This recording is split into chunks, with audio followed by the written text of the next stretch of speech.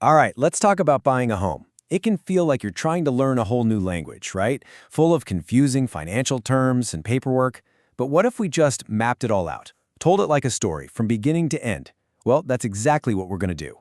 We're breaking down the entire life cycle of a home loan. For most of us, buying a home isn't about writing a giant check for the full amount. Nope, it's about this number right here. Typically, you'll put down about 20% of your own money and you borrow the other 80% to make the whole thing happen.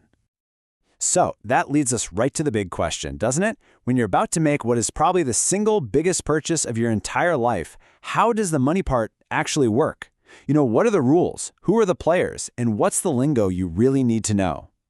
The whole secret, the magic that makes homeownership even possible for most people, comes down to this one powerful word: leverage. It's a simple but brilliant idea. You use a little bit of your own money to control a much, much larger asset. Without leverage, that dream of owning a home would just be, well, a dream. Okay, so you're ready. You've decided to use leverage and get that loan. Let's start right at the beginning, at the foundation. Your entire loan is built on just two key legal documents. If you can get your head around these two pieces of paper, everything else is going to make a whole lot more sense.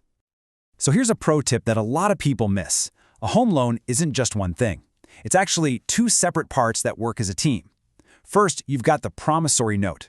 Just think of this as your official IOU to the lender. It's the proof that you owe the money. Then you have the trust deed. This is the crucial part that links your IOU to the actual house. It basically says, hey, if I don't pay back my IOU, the bank can take this specific property. One is the promise, the other is the security that backs it up. Now, that trust deed also introduces a few key players, and honestly, their names are kind of weird. So let's just clear this up right now. The trustor? That's you, the borrower. Simple. The beneficiary? That's the lender, like the bank. They benefit from you paying them back, right? And then there's this third person, the trustee. Think of them as a neutral referee who holds onto the paperwork and only gets involved if there's a problem. Okay, let's zoom in on that first document, the promissory note. This thing is the real heart of your agreement.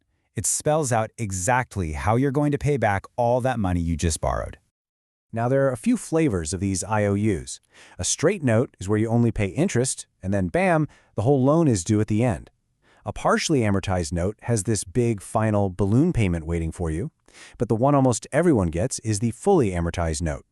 This is the standard deal. You make equal payments that chip away at both the principal and the interest, and by the end of the loan term, poof, the debt is gone.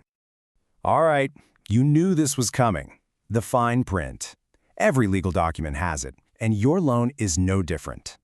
These clauses are the official rules of the game that you're agreeing to. And trust me, understanding what they mean before you sign is one of the smartest things you can do. First up, the acceleration clause. You can think of this as the lender's big red emergency button. If you break the rules, and the most common way is by missing payments, the lender can hit this button and say, okay, game over. You don't just owe us next month's payment, you owe us the entire loan balance right now. Next is a rule that affects every single homeowner when they go to sell their house, the alienation clause. You'll probably hear it called the due on sale clause. All this means is that when you sell the property, you have to pay off the loan in full. It's what stops a new buyer from just, taking over your monthly payments without the lender's approval. So, we've covered the structure, we've covered the rules. Now let's talk about the part everyone really wants to know about, the money. What does it actually cost you to borrow hundreds of thousands of dollars to buy a house? Well, the cost is mostly about your interest rate, and it comes in two main flavors. A fixed interest rate is just what it sounds like. It's locked in for good. Your payment is the same in year 1 as it is in year 29. Super predictable. On the other hand, you've got an adjustable rate mortgage, or an ARM. With this one, the rate can go up or down with the market. That means your monthly payment can change too. It's really a choice between stability and a bit of a gamble.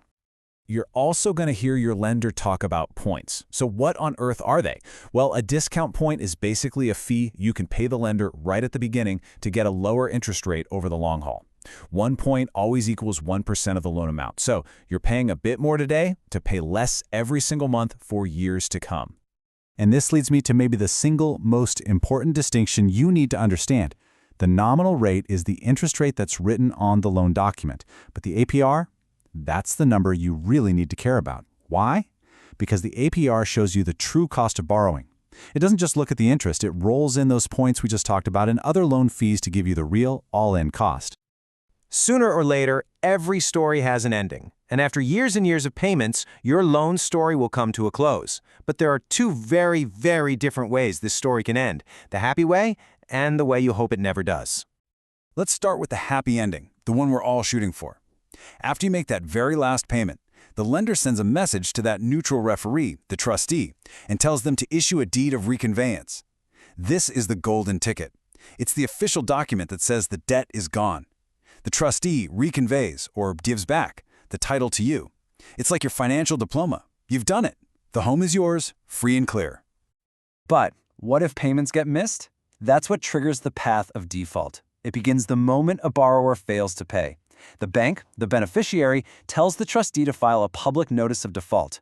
This starts the clock on a critical 3-month period called the right of reinstatement.